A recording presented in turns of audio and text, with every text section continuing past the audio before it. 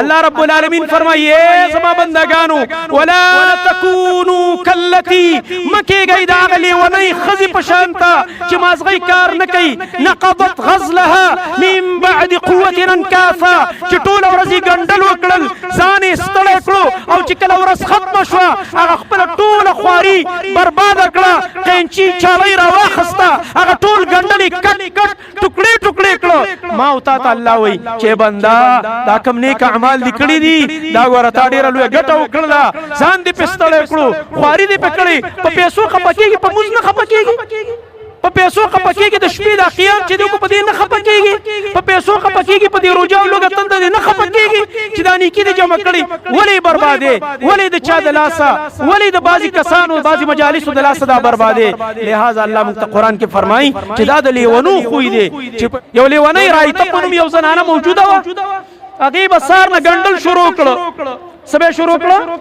ګنډل به شروع کړه ګنډل به وکړل ټوله ورځ به دې ښځې ځان ستړی کړو په ګنډلو او چې څنګه به ماښام مازدیګر شو هغه خپلو ګنډلو پسې به یې قینچي او چاړه راواخسته او چې څه به یې ګنډلي ټوټې ټوټې به یې کړه ځکه لیونۍ وه مزغوی کار نه کوو الله رب العالمین فرمایي زما بندګانو ولا تکونو کالتي مه کېږئ د هغه لیونۍ ښځې په شان ته چې مازغی کار نه کوي نقضت غزلها من بعد قوة انکافا چې ټوله ورځ یې ګنډل وکړل ځان یې ستړی کړو او چې کله ورځ ختمه شوه هغه خپله ټوله خواري برباده کړه قینچي چاړۍ راواخسته هغه ټول ګنډل یې کټ کټ ټوکړې ټوکړې کړه ما او تا ته الله وایي چې بنده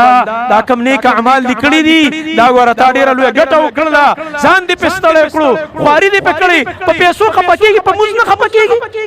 په پیسو خفه کېږي د شپې دا قیام چې دی په دې نه خفه کېږي په پیسو خفه کېږي په دې روژه او لوږه تنده دې نه خفه کېږي چې دا نیکي دې جمع کړي ولې بربادې ولې د چا د لاسه ولې د بعضې کسانو بعضې مجالسو د لاسه دا بربادې لہذا الله موږ ته قرآن کې فرمایي چې دا د لیونو خوی دی چې په یو عمل ځان ستړی کړي او بیا مقه عمل په خپله برباد نو موږ تاسو